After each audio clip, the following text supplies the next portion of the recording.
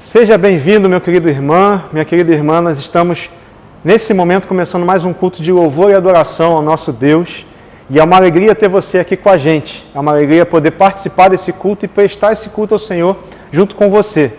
E nesse momento, então, eu queria começar esse culto com uma palavra de oração ao Senhor, para que a gente possa começar a entrar em contato com o nosso Deus nesse momento. Senhor Deus, muito obrigado por mais um dia que o Senhor nos dá, por mais um dia na Tua presença, pela Tua graça que se renova sobre as nossas vidas a cada manhã. E te agradecemos também, Senhor Deus, pela oportunidade que temos de te prestar esse culto com liberdade e buscar a Tua presença com tudo que nós somos e tudo que nós temos. Pedimos ao Senhor que fale aos nossos corações, que fale às nossas mentes, que saiamos daqui transformados e renovados pelo Teu Espírito, pela Sua ação nas nossas vidas. É o que te pedimos sem mérito algum, mas confiando no Teu Filho Jesus. E é no nome dele que nós oramos. Amém.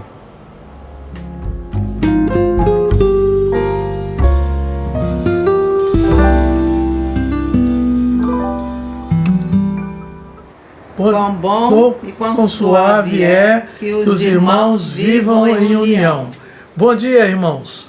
Estamos aqui alegres por pertencer a essa igreja amorosa, da qual eu me encontro sempre com vocês, agora somente através da televisão. Um abraço apertado para todos e até breve. Bom dia, queridos. Bom dia, meninas. Saudades de vocês. Esperamos que logo possamos estar juntos para dar aquele abraço gostoso em cada um, tá bom? Deus abençoe. Fiquem com Deus e até breve.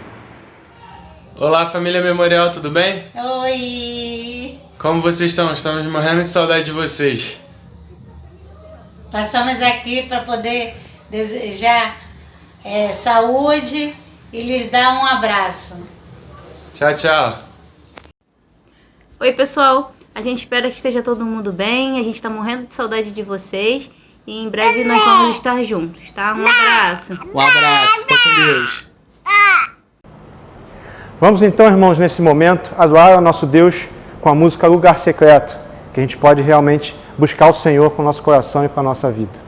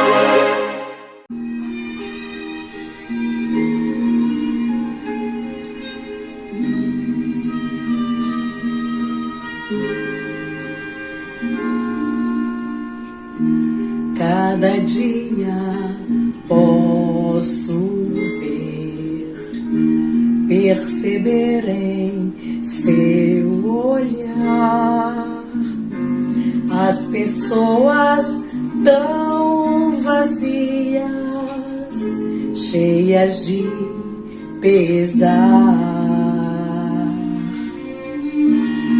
vivem cada vez mais sós, morrem sem amor. Um sorriso esconde a dor, só Jesus o vê. Busquem a Jesus, busquem a Jesus. Quando o sonho se desfaz, Ele dá sua paz. Busquem a Jesus, busquem a Jesus. É preciso entender, Cristo dá sua paz.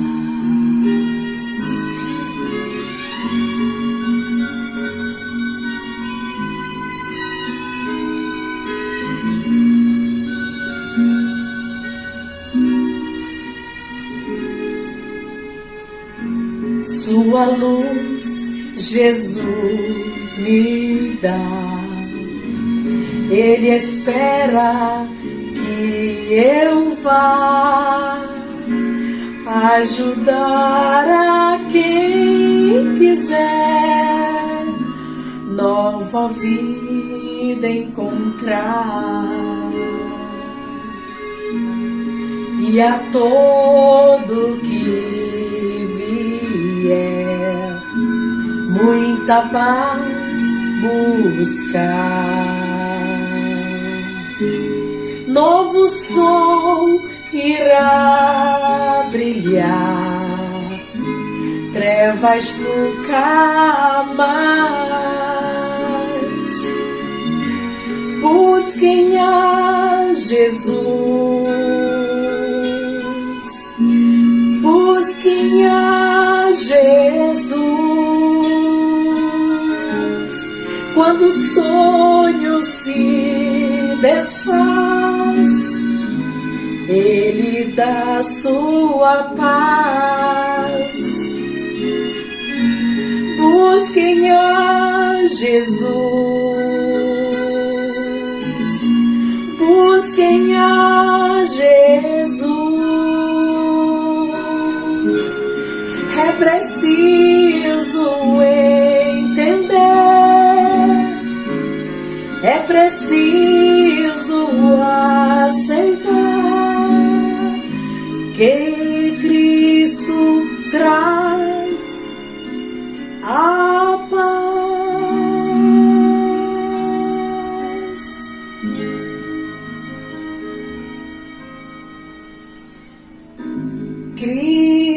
Cristo traz a paz.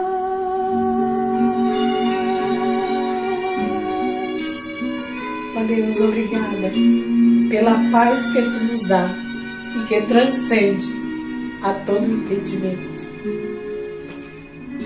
Amo vocês.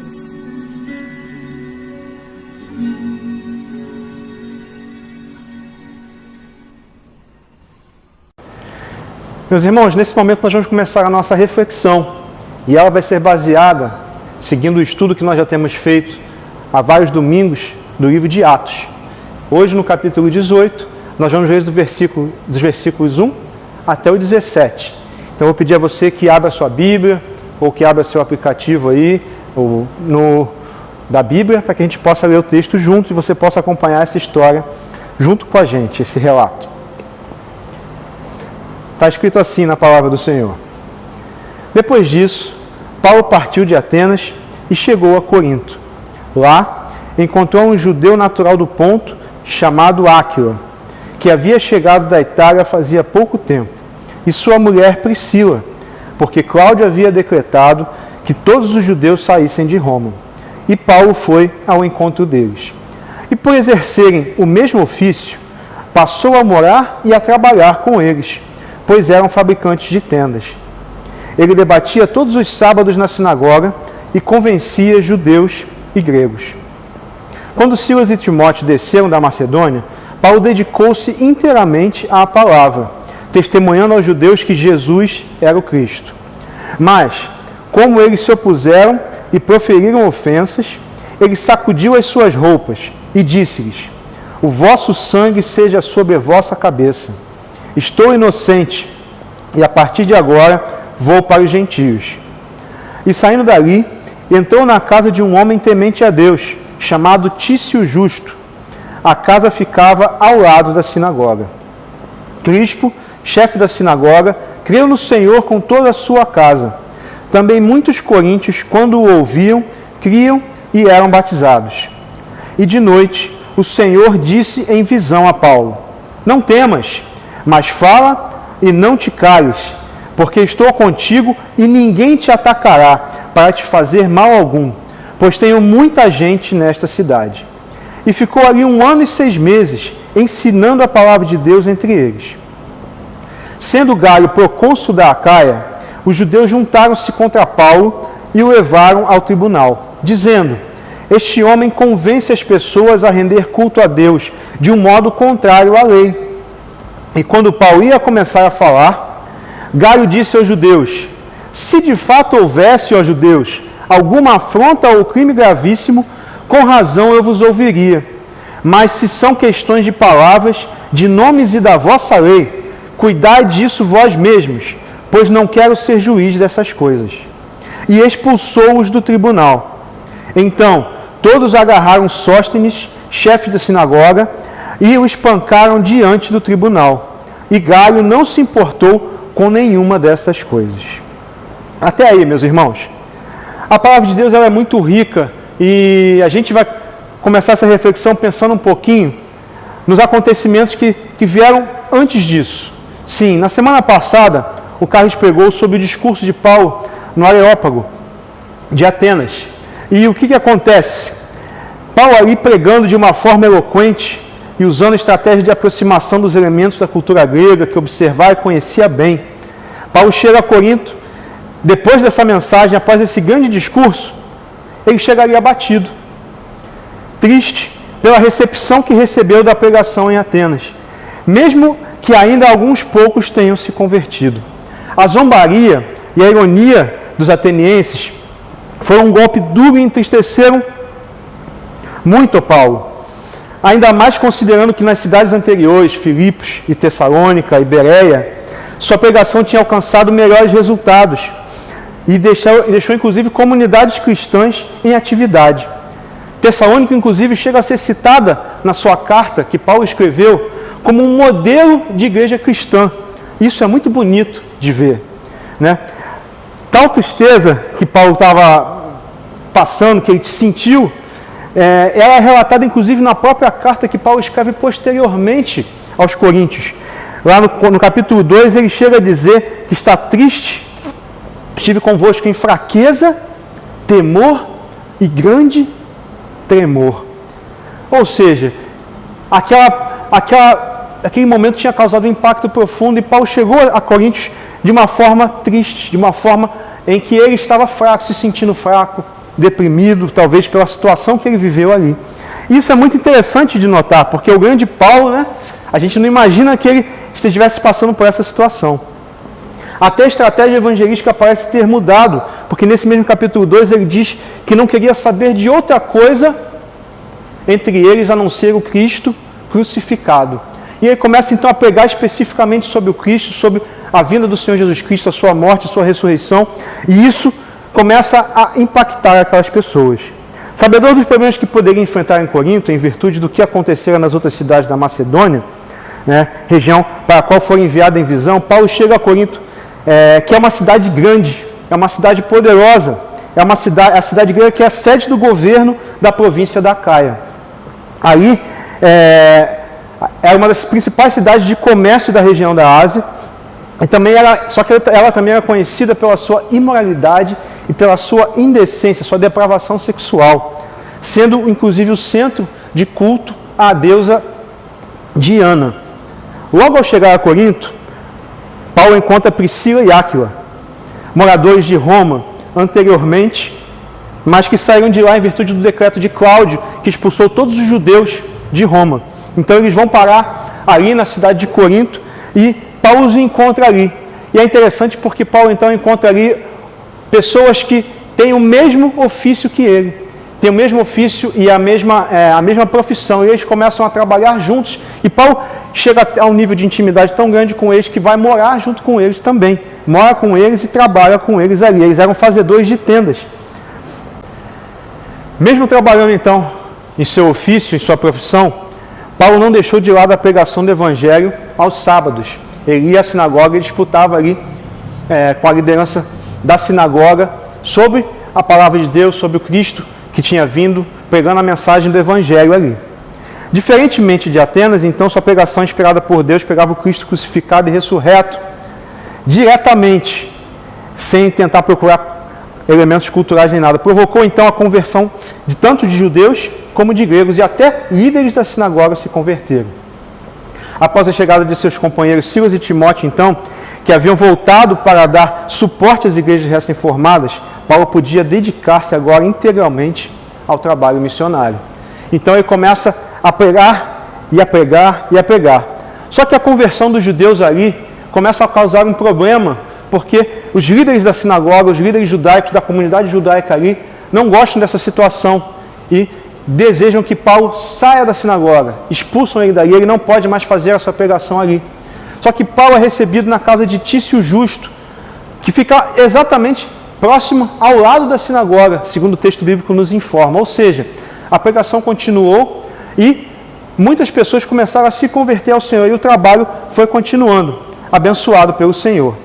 Paulo então é encorajado por uma visão em que o Senhor ordena a falar e não se calar, porque ele ia protegê-lo ali, nada ia acontecer a Paulo ali, e ele tinha muitas pessoas naquela cidade. Então isso foi um fato que encorajou a mensagem de Paulo e o animou. E ele começa então a pregar, continua a pregar, e a palavra de Deus é muito interessante, né?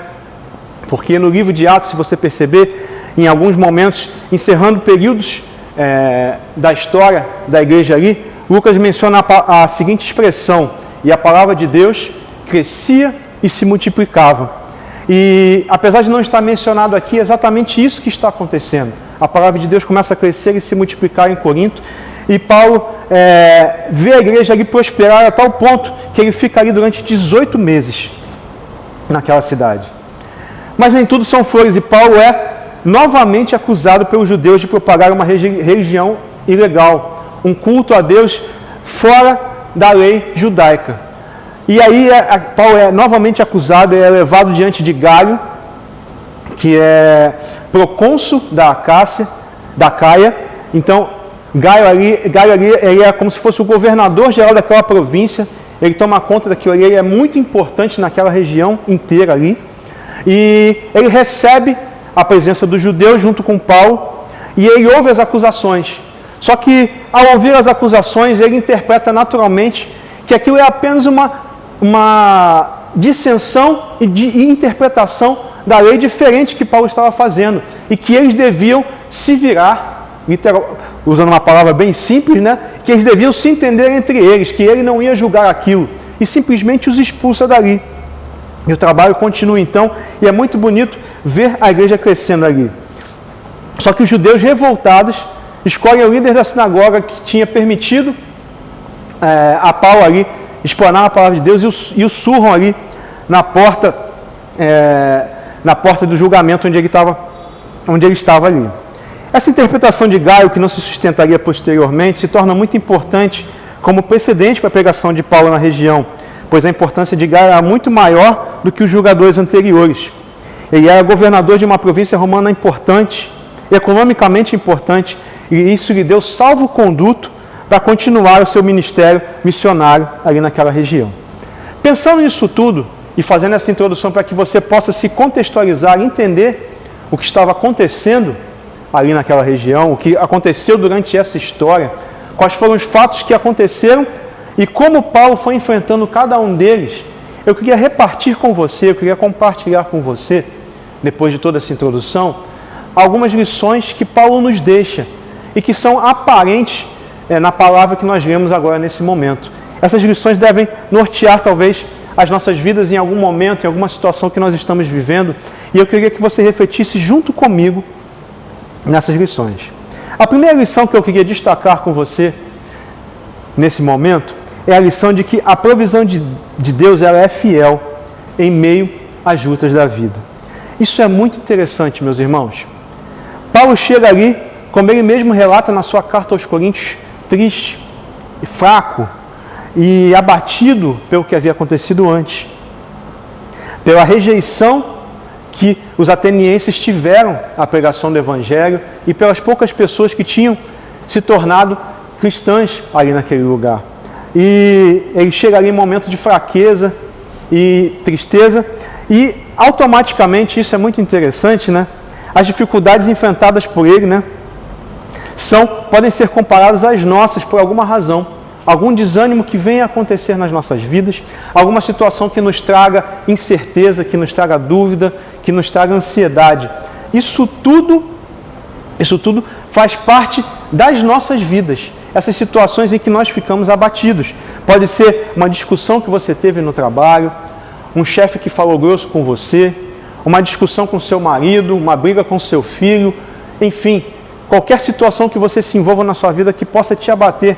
E é muito interessante entender que isso acontece com Paulo também. Paulo é um ser humano e ele enfrenta esses insucessos, essas dificuldades e tem que encarar de frente isso. E é muito interessante porque confiar na provisão de Deus é a saída que Paulo teria para que pudesse continuar seu ministério. E aí a gente vê a provisão do Senhor de formas diferentes e isso é muito importante para a nossa vida. A provisão emocional que Paulo recebeu do Senhor no acolhimento. Áquila e Priscila se tornaram amigos próximos de Paulo, companheiros leais, tinham a mesma profissão e podiam trabalhar e chegaram ao ponto de ter uma intimidade tal que moravam juntos. Esse acolhimento emocional com certeza foi confortante para a vida de Paulo. Esse acolhimento que ele teve ali foi algo que o abençoou. Quantos missionários já relataram que são recebidos em casas inesperadas e ali recebem suprimento emocional, suprimento para suas mentes, para os seus corações, recebem energia renovada do Senhor, porque são bem acolhidos por irmãos e pessoas que foram usadas por Deus para abençoar suas vidas. E Paulo recebe essa provisão emocional do Senhor nas pessoas de Áquila e Priscila. E nesse momento, então, ele pode seguir seu ministério com a certeza de que ele tinha apoio ali naquele lugar.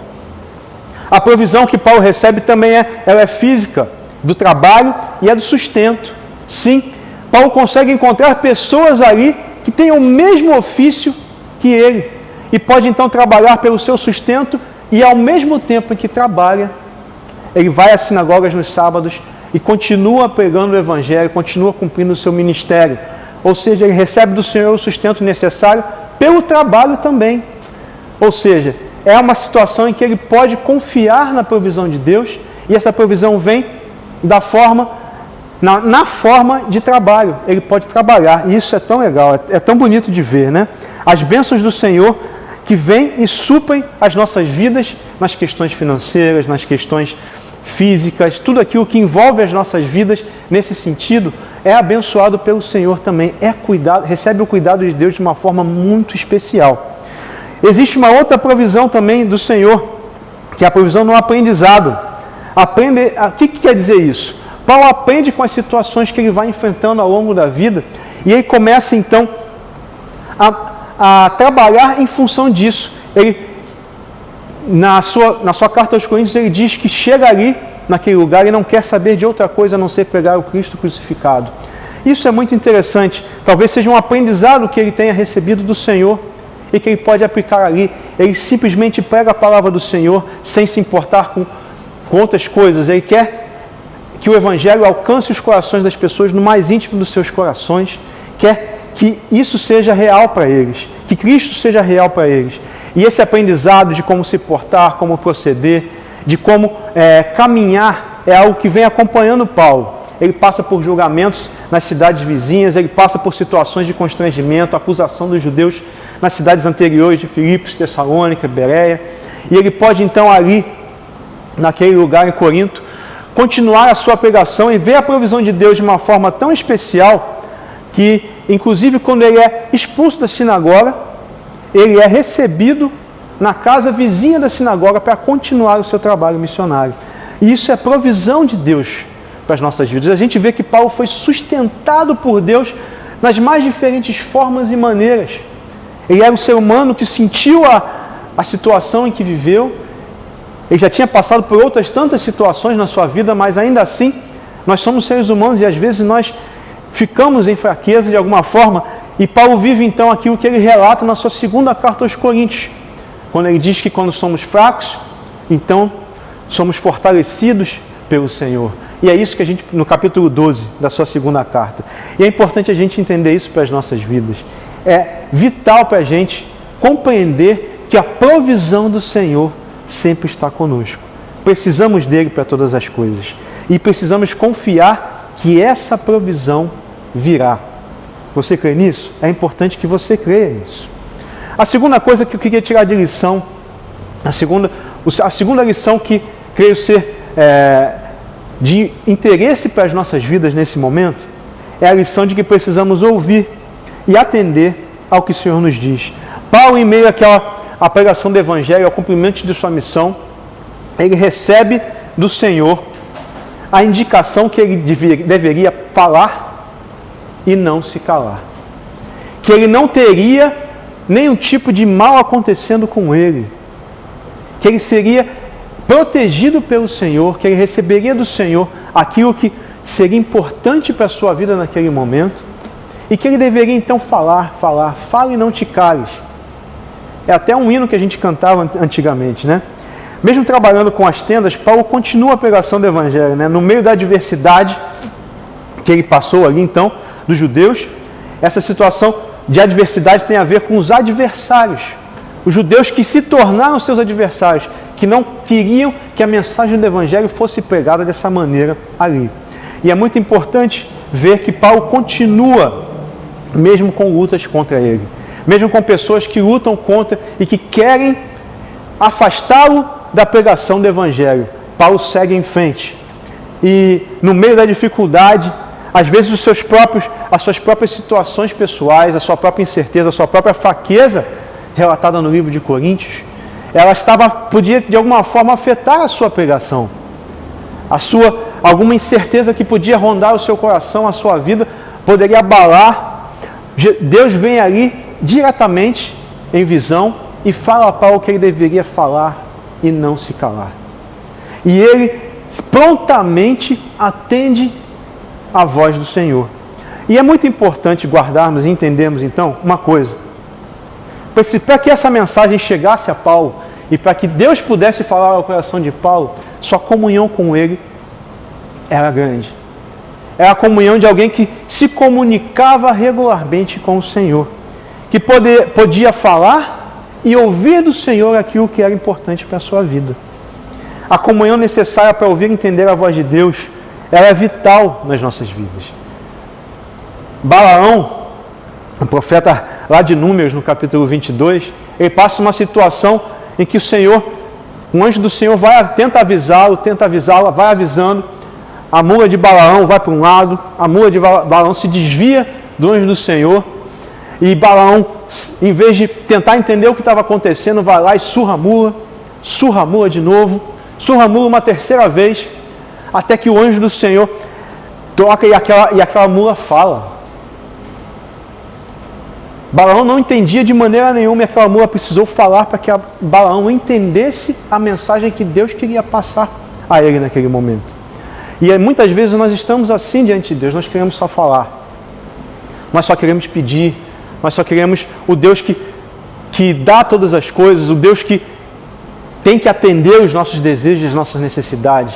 E Paulo estava pronto a ouvir, ele recebe um recado do Senhor. E a palavra de Deus então diz que ele atende o recado. E é muito interessante porque a segunda coisa que Paulo faz com esse recado, primeiro ele escuta atentamente. E a segunda coisa é que ele tem atenção e a intenção de fazer o que Deus queria que ele fizesse. Jonas foi diferente. Se você lembrar bem da história de Jonas, o profeta Jonas, ele recebe uma missão do Senhor de pregar aos ninivitas, para que eles pudessem se converter, mas aquele povo tinha causado muito sofrimento. E por causa desse sofrimento que aquele povo infligia aos povos vizinhos, a todos os povos que eles conquistavam, Jonas não queria pregar aos ninivitas.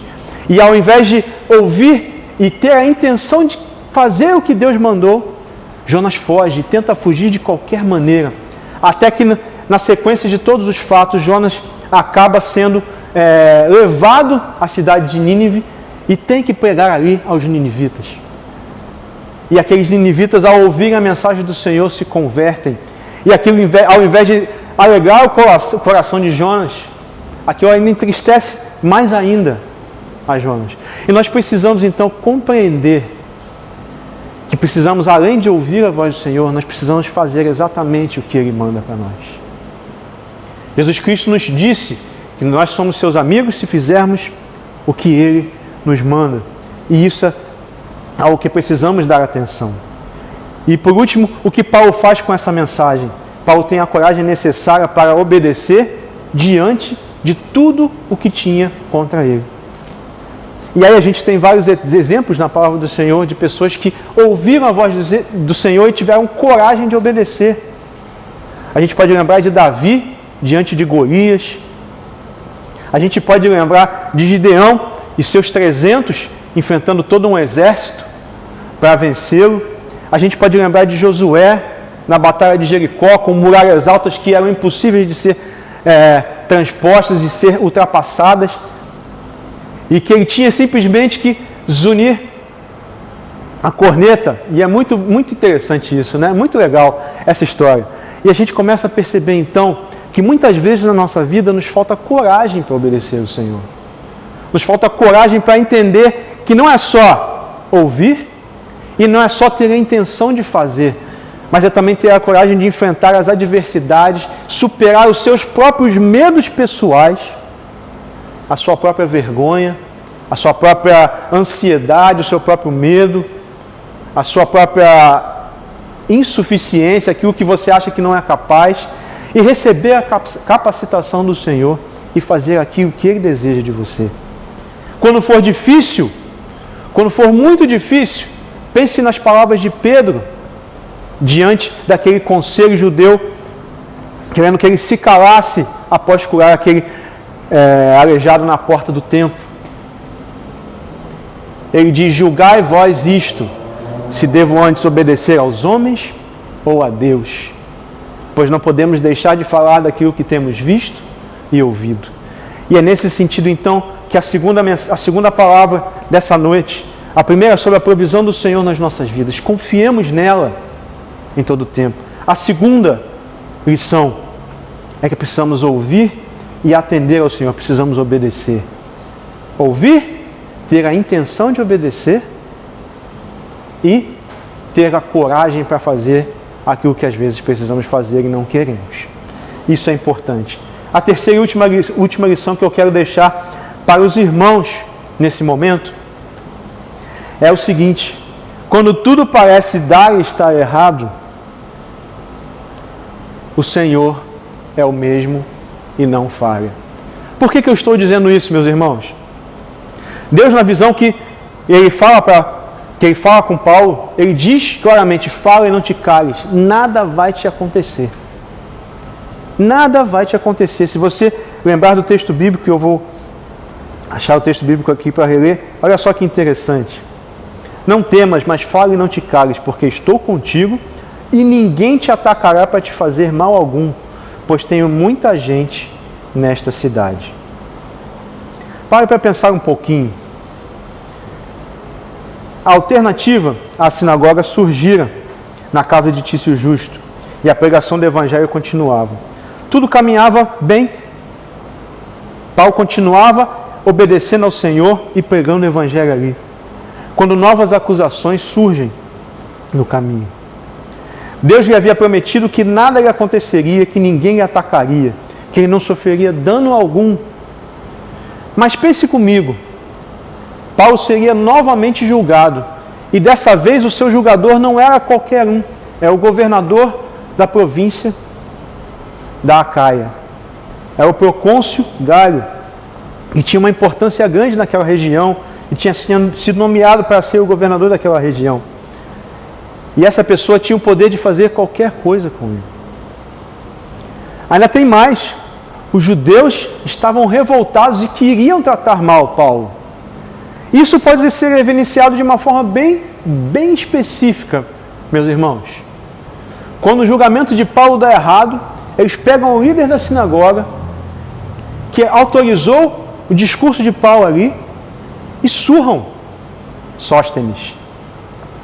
E é interessante lembrar disso, né? Porque Sóstenes, ele, não sabemos com certeza, mas provavelmente ele é aquela pessoa que é mencionada na primeira carta aos Coríntios, no capítulo 1, como seu irmão.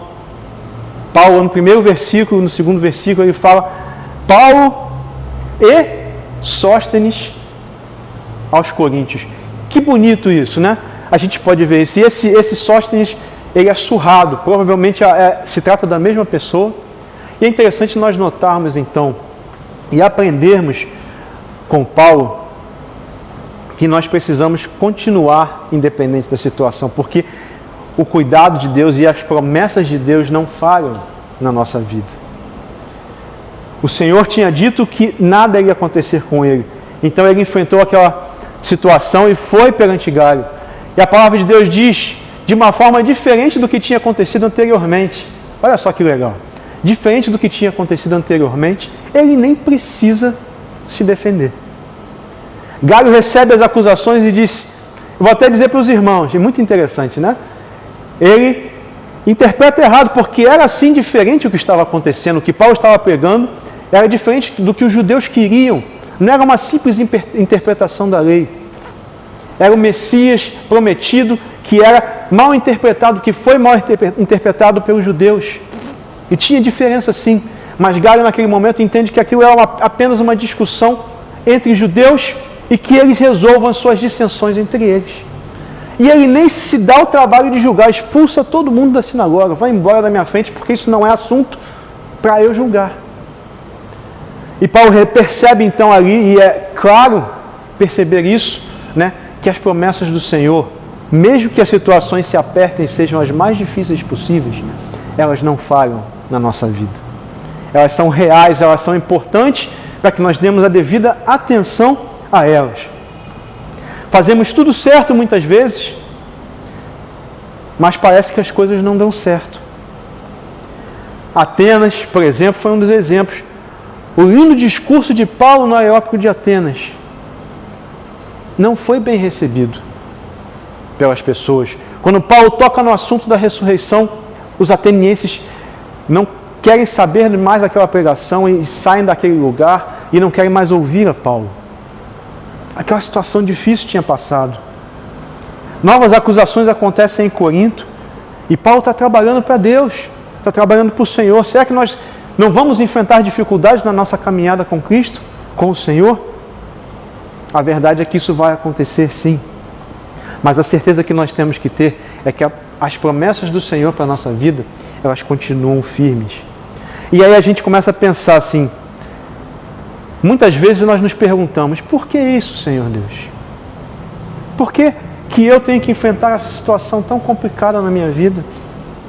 Por que eu preciso passar por isso?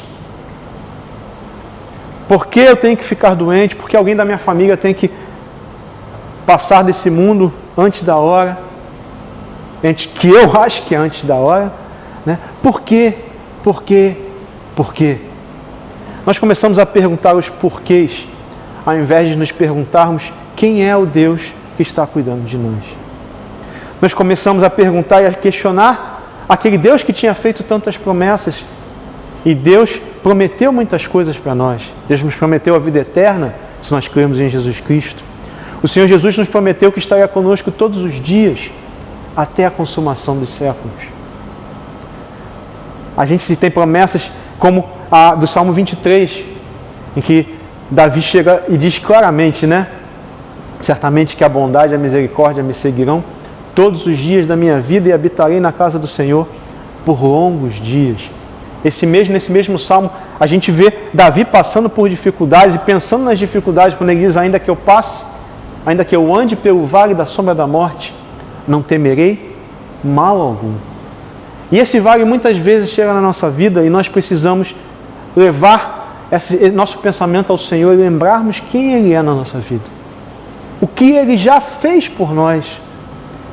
Como Ele já entregou a sua vida, como Ele veio a esse mundo, encarnou, se tornou homem como nós, sofreu tudo o que nós sofremos, passou por todas as dificuldades que às vezes nós pensamos que passamos, e creio que muitas delas foram piores do que a gente passou. E é tão importante que nós guardemos e lembremos dessas experiências nas nossas vidas, porque elas nos ajudarão a superar essas dificuldades. Paulo chega ali e está pronto para se defender, está pronto para falar, mas nem isso ele precisa fazer. Em outros lugares, ele precisou se defender. Isso não significa que o Senhor o tinha abandonado. Isso não significa que o Senhor não estava com ele, que o Senhor não o tinha enviado ali.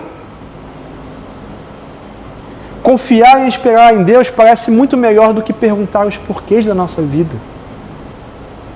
Confiar e esperar no Senhor é muito melhor do que questionar as ordens do Senhor na nossa vida. Além de ter a certeza da provisão de Deus na nossa vida, além de obedecer à voz de Deus na nossa vida, nós precisamos realmente saber que o Senhor não falha jamais. A Bíblia chega a dizer, em 1 Pedro, que se nós somos infiéis, o Senhor é fiel. O Senhor continua fiel. Paulo então nem precisa se defender, mas mesmo que precisasse, nada disso adiantaria. Nada disso seria diferente para ele. Seguir a Deus, seguir seus mandamentos e a sua palavra, confiar em suas promessas e na sua graça, são sempre a melhor opção de vida, a melhor direção que nós vamos tomar. Davi, imperfeito e falho como cada um de nós, experimentou tudo isso até o fim dos seus dias. Davi enfrentou todo tipo de desafio na sua vida e é muito legal. Eu gosto muito de imaginar as histórias. Davi enfrentou um leão e um urso na sua juventude. Davi enfrentou um gigante, Golias. Estudiosos contam que a altura de Golias era aproximadamente de 2,90 metros. Eu fico imaginando, 2 metros eu já acho alto, porque eu tenho só 1,78. Imagine você, 2,90 metros, né? E Davi enfrenta essa situação. Davi enfrenta a perseguição daquele rei para quem ele tinha sido abençoador. Ele ia tocar harpa para abençoar a vida de Saul quando ele estava incomodado e tenso e preocupado com as coisas. Ele servia a Saul nas guerras e nas batalhas. E sabe o que ele recebe de Saul? Perseguição à sua vida depois que ele é ungido por Samuel. Ele tem a chance de matar Saul e não faz, porque ele sabe e confia que o seu Deus, que o ungira para ser rei, não falharia. Espera o momento certo na sua vida e segue em frente sem assassinar Saul. A história conta que Saul perde uma guerra e, desesperado para não ser capturado ou morto pelos seus inimigos, se lança contra a sua própria espada, após pedir que um dos seus soldados o matasse. Se lança contra a sua própria espada e se suicida. E Davi então é ungido rei E aí você pensa assim, pronto, a promessa do Senhor é que Davi seria o rei. Acabaram-se os problemas. Negativo. Davi enfrenta a rebelião do seu próprio filho. Davi, pecador que era, trai a confiança de seu general e fica com Batseba, tem relações com Batseba, e aquilo traz graves problemas à sua vida, e ele chega a perder o seu filho. Chorando, abatido, ele se entrega ao Senhor, entrega tudo o que tem ao Senhor e o adora, mesmo no momento de aflição. E ele tem guerras na sua vida, enfrenta as mais diferentes dificuldades. Inclusive ele chega a pedir ao Senhor, porque ele queria construir um templo ao Senhor. E Deus nega o seu pedido e diz que ele era um rei guerreiro e que a sua função não seria a construção do templo. A sua função não seria aquela. O Senhor foi fiel durante toda a vida de Davi. E isso é um exemplo que deve ser, assim como foi fiel para toda a vida de Paulo. E nós precisamos confiar que esse Deus não falha. Esse Deus nunca falhou e nunca falhará. A Bíblia ensina, inclusive, que esse Deus não muda. Esse Deus é um Deus em que não há sombra, na mudança nem sombra de variação. Tiago no capítulo 1. Nós precisamos confiar que isso é real, saber que o Senhor não falha. Conhecer, isso significa conhecer o Deus em que nós cremos. Concluímos essa mensagem dizendo o seguinte: a provisão e o cuidado de Deus são encontrados em todos os cantos das Escrituras Sagradas e na história do povo de Deus. Todos aqueles que obedeceram ao Senhor e mantiveram a sua fé e confiança nele firmes, puderam observar sua maravilhosa graça e seu maravilhoso amor.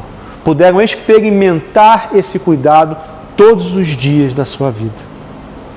Somos convidados pelo exemplo de Paulo, mesmo feridos que possamos estar, machucados, cansados, nós somos convidados por esse exemplo a experimentar e viver essas experiências de obediência e de fé, a perceber em cada uma delas a presença constante do Senhor nas nossas vidas, a provisão dele em qualquer situação, obedecendo e tendo fé e confiando e conhecendo o Deus que não falha. Nós seguimos. Reforço então a resposta de Pedro ao conselho judaico que o interrogava no capítulo 4 deste livro, dizendo: não podemos deixar de falar do que temos visto e ouvido. E o que Pedro tinha experimentado na convivência com Jesus Cristo nos 3 anos de ministério do Senhor aqui na terra era tremendo demais. E quando Jesus se foi para o céu, deixou o seu Espírito Consolador, e esse continuava acompanhando Pedro, e Pedro continuou vendo a ação de Deus na sua vida. Conte com a provisão do Senhor. Ouça, tenha a intenção e a coragem de obedecer a Deus. E veja e conheça o Senhor que nunca vai falhar na sua vida. Que Deus te abençoe. Vamos orar? Senhor Deus, pedimos ao Senhor, nesse momento, que a Tua Palavra alcance os corações e as mentes de cada um que está ouvindo ou vendo esse vídeo, nesse momento, de alguma forma. Pedimos ao Senhor que Teu Espírito haja nos corações, fortalecendo nas dificuldades, dando ânimo quando as coisas estiverem difíceis e desanimantes. Senhor Deus, fortalecendo os corações, as pernas, os braços para o trabalho, como Paulo foi encorajado a trabalhar também pelo seu sustento no dia a dia da sua vida, quando chegou a Corinto. Que sejamos fortalecidos no serviço ao Senhor nas nossas vidas, que recebamos, como Paulo recebeu a mensagem: fala, fala e não te cales. Que nós saibamos, Senhor Deus, que o seu ID, o ID que tu deixaste para nós lá em Mateus 18, Mateus 28, no versículo 19, no versículo 20, é o ID que deve ser continuado por cada um de nós. E que nós, nessa certeza então, de confiarmos na sua provisão, de obedecermos a sua voz e conhecermos o Deus que não falha, um Deus que continua nos abençoando e cuidando das nossas vidas, mesmo em meio a qualquer tempestade, nós estejamos vivenciando experiências abençoadoras, não só para nós, mas para aqueles que nos cercam. Que o Senhor nos abençoe, que o Senhor nos dê direção e capacitação para viver uma vida que agrade ao Senhor, que compartilhe a Tua palavra onde quer que vá. Que o Senhor então nos abençoe. Em nome de Jesus Cristo nós oramos. Amém.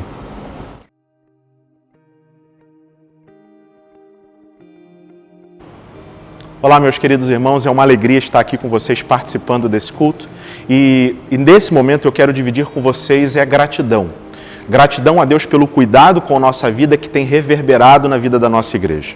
E explico e expresso aqui a gratidão de toda a liderança, como de toda a comunidade e obviamente a minha como pastor da igreja, com o fato de todos os irmãos, independente do momento financeiro que estamos vivendo, que é desafiador por conta da pandemia, temos visto o compromisso de cada um com os dízimos e ofertas, e isso tem ajudado a manter nossas contas em dia, mas principalmente a abençoar muitas vidas e muitas famílias com bolsas de alimento, com recursos. Então, eu quero agradecer a cada vida, a cada pessoa comprometida com nossa comunidade, com o sustento da nossa comunidade, e agradecer a Deus, obviamente, porque Ele tem nos providenciado esses recursos, para que dessa forma, através de um amor solidário que a gente enxerga nas Escrituras, dividir com aqueles que tanto precisam. Então, a minha palavra é de gratidão. Muito obrigado por esse compromisso que você tem tido de se manter firme e constante com seu dízimo e oferta, mesmo em momentos difíceis como esse, porque tem abençoado a nossa comunidade, abençoado pessoas até além da nossa comunidade. Que Deus abençoe sua vida, continue provisionando aquilo que precisamos, para que nós possamos assim, com aquilo que Ele nos concede, continuar ofertando para o seu reino. Deus abençoe.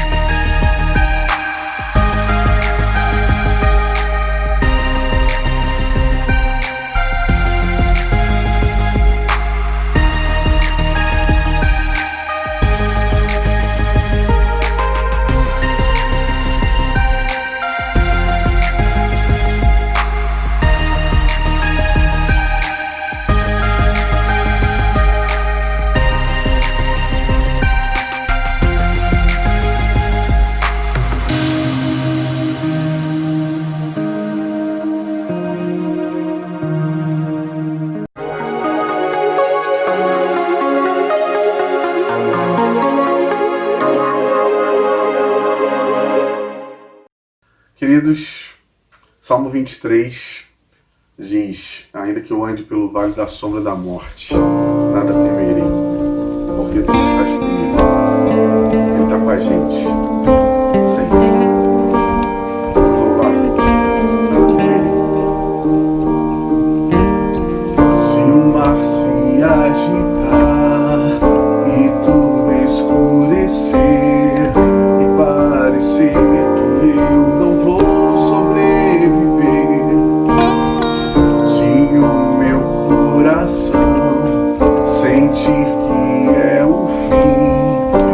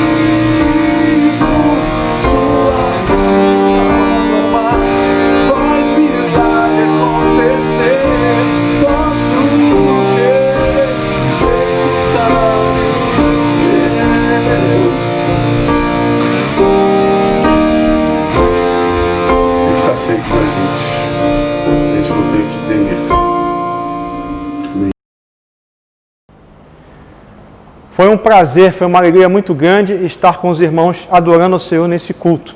Mas desejamos que você, sua família, aqueles que estão ao seu lado, tenham uma ótima semana na presença de Deus, que vocês busquem a Deus e a sua palavra durante a semana e que o Senhor nos abençoe e nos guarde. Vamos orar. Senhor Deus, que a tua graça maravilhosa e o teu amor imensurável esteja presente na vida de cada família, Senhor Deus, de cada pessoa que está assistindo esse culto, que o amor do Senhor Jesus Cristo esteja cuidando dos nossos corações, dos nossos sentimentos e das nossas vidas, Senhor Deus, e que teu Espírito seja o nosso guia para tudo que formos fazer durante essa semana, que Ele seja o Senhor e que Ele nos dirija em tudo. Em nome de Jesus Cristo, nós oramos. Amém.